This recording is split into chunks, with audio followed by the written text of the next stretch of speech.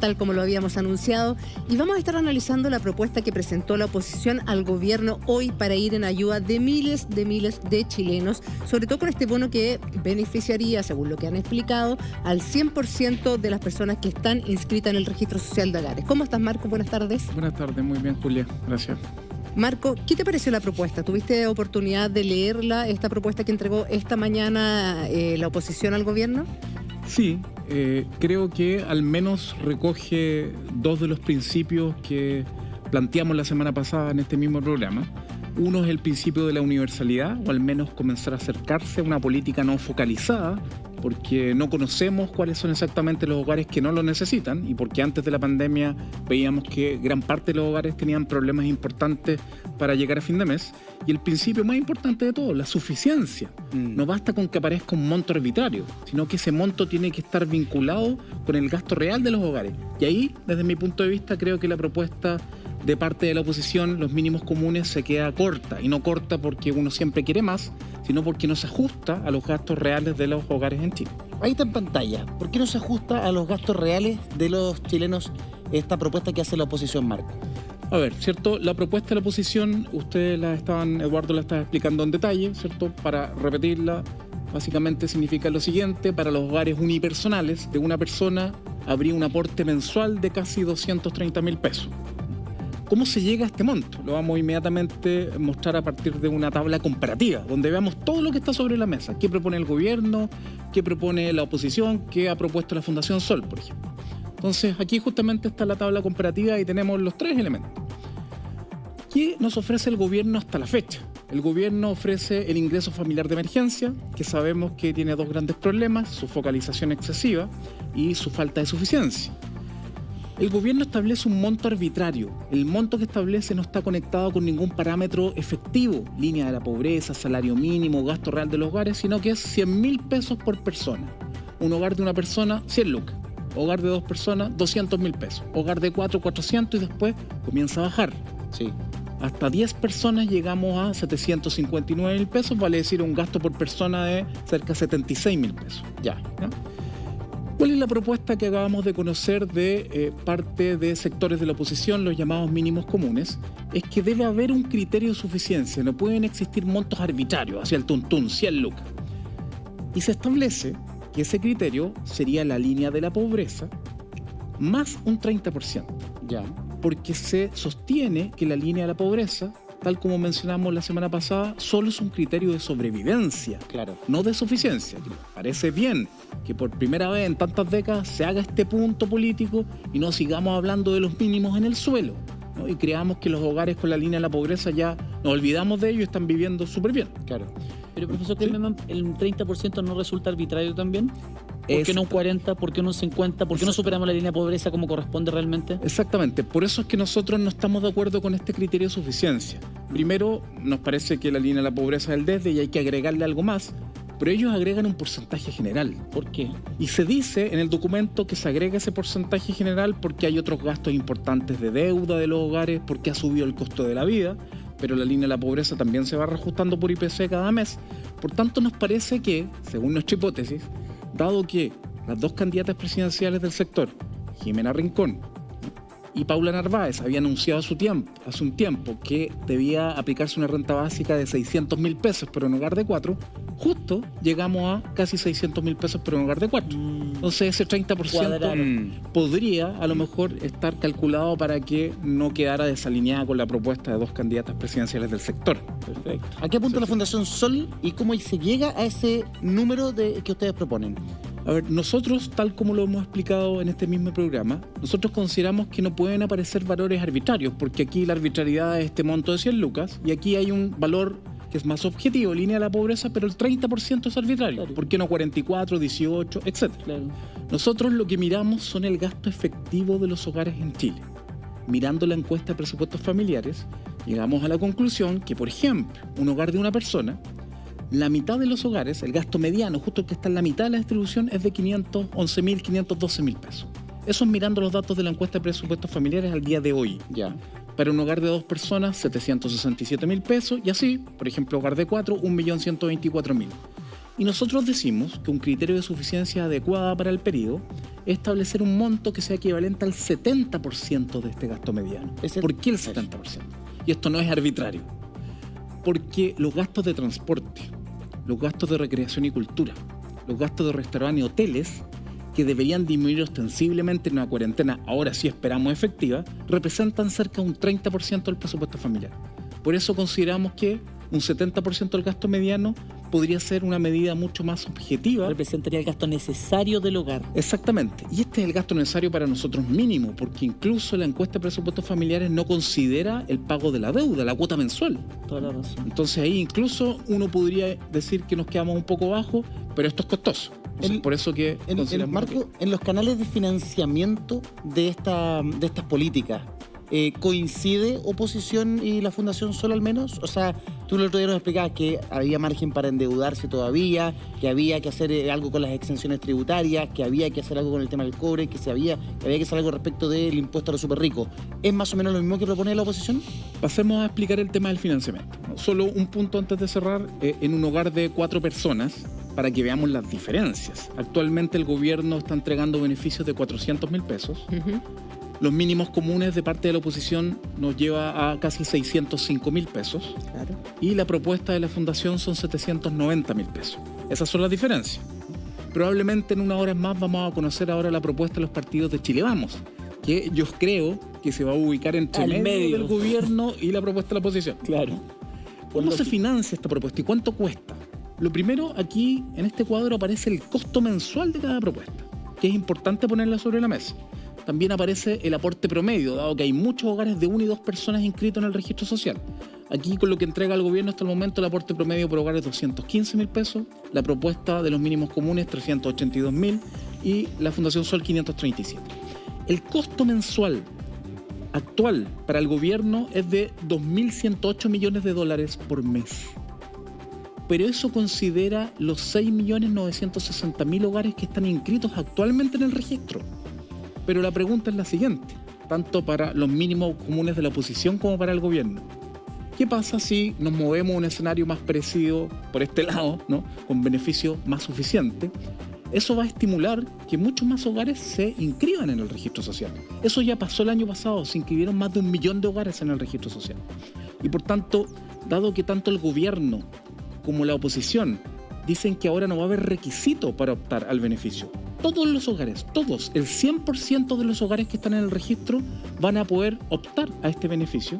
Nosotros consideramos que es plausible considerar un escenario con muchos más hogares, 8.500.000 hogares, que es la propuesta de la Fundación, que se considere un financiamiento hasta 8.500.000 hogares, que representa un 94% de la población. Perfecto. Entonces, el gobierno, la política del gobierno, si se mantiene actualmente, aumentaría su costo a casi 2.600 millones de dólares.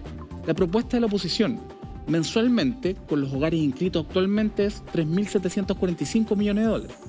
Estamos hablando que son 1.640 millones de dólares más que lo que entrega el gobierno actualmente, y aumentaría a más de 4.500 millones de dólares si es que aumentan los hogares inscritos en el registro. Y la propuesta de la Fundación, como tiene aportes mayores, es más cara, 5.267 millones de dólares en el caso de los actuales inscritos y 6.433 para 8 millones y medio de hogares. Nosotros consideramos que las fuentes de financiamiento para esto son 3. Y ahí coincidimos, al menos en términos generales, con lo que aparece en el documento de los mínimos comunes. Los ahorros, los activos del Estado, los fondos soberanos. Recuerdan que hemos conversado sobre eso. ¿Cuánto tiene hoy día Chile invertido en el extranjero en 2 fondos soberanos? 18.600 millones de dólares. Si necesitamos 5.000 o 6.000, perfectamente con 4.000 ya podríamos financiar cerca de un 25% para 3 meses de renta básica de emergencia. Usar 4.000 de 18.600. ¿Cuánto se usó de los fondos soberanos en la última gran crisis mundial, la crisis subprime, año 2009 al 2010? 9.000 millones de dólares se sacaron de los fondos de estabilización económica y social. Con una economía que cayó 1/4 de lo que cayó el año pasado la economía chilena. Ahí hay una fuente de financiamiento. La segunda, deuda. Ustedes estaban conversando hace un rato con la diputada Sepúlveda, si mal no recuerdo. El endeudamiento es un tema fundamental para el corto plazo. Sin duda pueden haber reasignaciones del presupuesto, uno puede comenzar o pensar en recaudar más impuestos, pero en términos operativos eso puede tardar algunos meses y esta plata se necesita ahora. Por tanto, usar los ahorros del Estado y aumentar la deuda es lo que hay que hacer ahora ya. Todos lo dijeron. Chile tiene una deuda pública de 32,5% del PIB. Si me permiten anotarlo ahí para que sea más ilustrativo. Deuda. La deuda pública. ¿Cuánto es el nivel de deuda pública de Chile? 32,5% del PIB de la economía chilena. Marco, ahí podrían, explicar qué significa la deuda pública. ¿Qué es la deuda pública de un país? La deuda pública de un país son los préstamos que el país le pide tanto a inversionistas nacionales como internacionales. Deuda pública nacional y deuda pública extranjera. El gobierno necesita plata y sobre todo necesita plata cuando recauda pocos impuestos y los gastos son muy abundantes. Hoy día tenemos una diferencia de 7 puntos del PIB entre los ingresos que tenemos como país y los gastos que realizamos cada año. Sí. Y por tanto, para tener recursos para gastos permanentes y también para caja del año, necesitamos pedir prestado afuera o a inversionistas nacionales. Esa es la deuda. Por ejemplo, pública. el Fondo Monetario Internacional, Perfectamente podría ser. Otros inversionistas de otros países, de distintos países del mundo e inversionistas nacionales. Por ejemplo, las AFP, ¿no? Algo que sea más cercano. Las AFP, que es un inversionista institucional, con las cotizaciones de todos los trabajadores y trabajadoras, invierte en deuda pública. Compra. ¿Cierto? Profesor, lo que pasa es que la expresión de la deuda pública se hace en un porcentaje del Producto Interno Bruto. Exacto. ¿Podríamos ponerle un precio para que la gente entienda más o menos con pera y manzana en cuánto está endeudado en lucas Chile realmente y cuánto se podría endeudar en lucas? Porque si le hablamos de porcentaje respecto al PIB, la gente se pierde. Lo vamos a poner en dólares porque en pesos necesitaríamos no dos falta pizarras pizarra, para poder todos los y así. En dólares estamos hablando aproximadamente de 95.000 millones de dólares. Eso es el nivel de la deuda pública actual. Eso es lo que debemos como chilito. Exacto. Y tenemos activos por 22.000 millones de dólares, de los cuales los fondos soberanos son 18.600. Por tanto, la deuda neta, esto es la deuda bruta. La deuda neta habría que descontar los ahorros que tenemos. Y Chile, debemos y tenemos ahorros. ¿Esta deuda Chile la paga igual como uno le paga un crédito de consumo al banco? Exacto. ¿Mensualmente se paga esta deuda? Por eso es que, obviamente, cuando uno dice hay que aumentar la deuda, hay que considerar que va a aumentar el gasto en el pago de la deuda, porque tengo que pagar los intereses de la deuda permanentemente. Sí. Entonces, si yo aumento la deuda, también va a aumentar los intereses que pago todos los años por la deuda. Tú nos decías que esta deuda ha aumentado un 7% porque tenemos un déficit estructural, ¿cierto? Que es algo que Chile ha sido súper preocupado. Oye, no nos endeudemos desordenadamente, endeudémonos pero ordenado. Y eso no nos ha resultado, entiendo, y me gustaría que tú me lo explicaras, porque las proyecciones de las reformas que se han hecho son malas. O sea, han sacado mal la cuenta a la hora de legislar reformas. Y ahí no se recauda lo que se supone que se va a recaudar. ¿Es así? Hay una mezcla de cosas. Efectivamente, tenemos un problema en la recaudación tributaria. La cantidad de evasión de impuestos y de elusión es enorme. Algunas estimaciones del exdirector de Servicio de Impuesto Interno, Michel Jorrat, da cuenta de una evasión en torno a 22.000 millones de dólares. Más de 7 puntos del PIB en evasión de impuestos a la renta. ¿Anual? ¿Eso anual? ¿Eso anual? Anual. Esa es la magnitud. 6 años que nos ordenemos, pagamos la deuda de Chile completa. Por ejemplo. Bueno, o sea, 6 años que nos portemos bien, que seamos ordenaditos, no nos embarremos entre nosotros. Igual es escandaloso. O sea, si todos los que tienen que pagar impuestos pagaran los impuestos que tienen que pagar, Chile no tendría que hacer ninguna deuda extra para salir del paso. Exacto. De hecho, en los mínimos comunes, el senador Carlos Montes de la Comisión de Hacienda le encargó a Jorrat, al exdirector de Servicio de Impuestos Internos, un informe para ver la fuente de financiamiento, y uno de los temas que aparece en la minuta es justamente los enormes niveles de evasión que tiene Chile. Pero la segunda explicación, Eduardo, tiene que ver con la baja carga tributaria que tiene Chile. Y esto es muy importante. Carga tributaria. ¿Cuánto impuesto recaudamos? Carga tributaria. Entonces uno esperaría que a esta altura de la vida, donde Chile ya es un país al menos de ingresos medios en el mundo, se ha generado harto crecimiento, harta riqueza, la carga tributaria de Chile en promedio los últimos casi 20 años está pegada en 20% del PIB. ¿Qué pasa? si es que yo no aumento los impuestos en relación al tamaño de la economía, nos damos cuenta que es fundamental tener salud, tener pensiones. ¿Cómo yo allego más ingresos? Aumento la Endeudándome. deuda, la deuda. Endeudándome. Por tanto, aquí hay dos desafíos. Independientemente de que la deuda ha aumentado harto en los últimos años, este nivel de deuda es de los más bajos del mundo. De un listado de 185 países en el mundo, somos dentro de los 25 países que menos deuda tienen en el mundo. En el mundo. En el mundo. Estamos hablando de países europeos. O sea, a ese nivel estamos dando también. Así es. Para que pongamos un ejemplo, Estados Unidos tiene una deuda pública de 125% de su PIB. Wow. Canadá, que es un país que nos parece Sí, ordenado, exacto. 117% del PIB de deuda.